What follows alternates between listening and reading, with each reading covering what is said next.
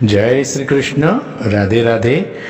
राधे सत्संग में सत्संगનું રસપાન કરતા બધા જ આત્મીયજનો શ્રી વલ્લભની પ્રેરણાથી પ્રેરાઈને રાધે સત્સંગમાં આજે આપણે શ્રી હરિરાય મહાપ્રભુજી શિક્ષાપત્રમાં જે આજ્ઞા કરી છે અને શ્રી મહાપ્રભુજીના પણ વચનામૃત એ બાબતે છે કે પુષ્ટિ માર્ગમાં ઠાકોરજીની પ્રાપ્તિ કેવી રીતે શક્ય છે તે વિશે જોઈએ જાણીએ। પરંતુ તે પહેલાં આપે રાધે સત્સંગ ચેનલને જો સબસ્ક્રાઈબ ન કરી હોય તો સબસ્ક્રાઈબ કરશો, જેથી નિત્ય સત્સંગની જાણ આપને થઈ શકે।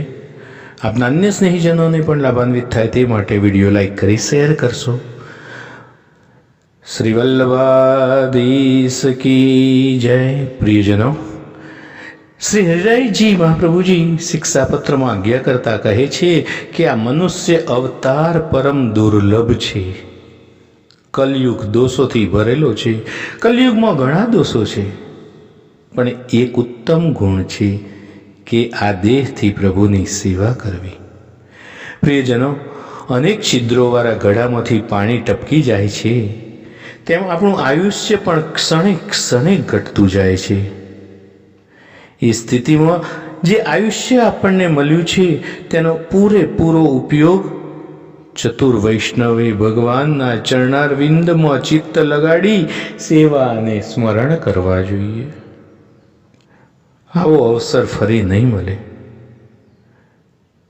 સૌ પ્રથમ પ્રભુ કૃપા, ત્યારબાદ આત્મનિવેદન સહિતની સેવા, ભગવદીયનો સંગ અને છેલ્લે પ્રભુમાં દ્રઢ શરણાગતિ તો બહુ અને બહુ જ જરૂરી છે।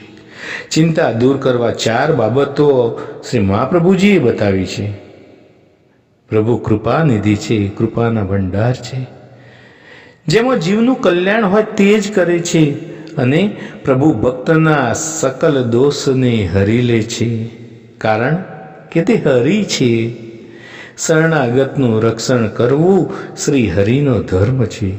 ભગવદીનો સંગ કરી સેવા સ્મરણ કરતા જે જીવન વિતાવે છે તેની સર્વ ચિંતાઓ શ્રી હરિ હરી લે છે।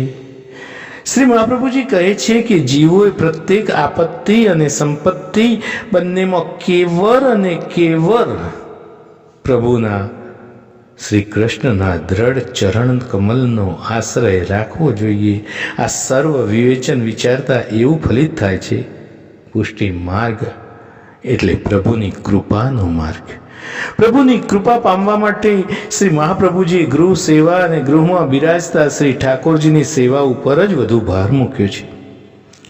વૈષ્ણવોની બ્રહ્મ સંબંધી એકમાત્ર ફરજ છે દૈન્ય ભાવે ભગવત સેવા કરવાની। શ્રી હરિરાય મહાપ્રભુજી કહે છે પુષ્ટિ માર્ગમાં સાધનનું બળ શ્રી ઠાકોરજીની પ્રાપ્તિ છે, પરંતુ લૌકિક સાધન એ પુષ્ટિજીવોને પ્રભુ કૃપા અને પ્રભુ પ્રાપ્તિ કરવામાં પ્રતિબંધિત બને છે।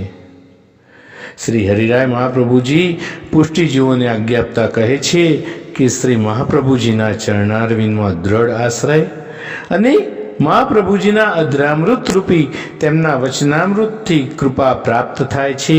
માટે સદૈવ શ્રી ઠાકોરજી, શ્રી વલ્લભ અને શ્રી વલ્લભ કુલ પર પોતાનો વિશ્વાસ બનાવી રાખવો, સતત એમનું રટણ કરવું અને એ દ્વારા તેમને મન, ચિત્ત અને હૃદયમાં ધારણ કરી રાખવા, અષ્ટાક્ષર મંત્રનું સદાય સેવન કરવું, રટણ કરવું, મનન કરવું। શ્રી મહાપ્રભુજી શક્તિ સ્વરૂપ હોવાના કારણે તેમની કૃપા કરવાની શક્તિમાં વૈષ્ણવ જીવો અને પુષ્ટિ જીવોએ સંપૂર્ણ વિશ્વાસ રાખવો જોઈએ। પ્રિયજનો, આ સાથે આજના સત્સંગને શ્રી વલ્લભના ચરણોમાં સમર્પિત કરી અત્રે વિરામ લઈએ। ફરી મળીશું રાધે સત્સંગમાં નવા જ સત્સંગ સાથે। શ્રી વલ્લભાધીશ કી જય। જય શ્રી કૃષ્ણ। રાધે રાધે।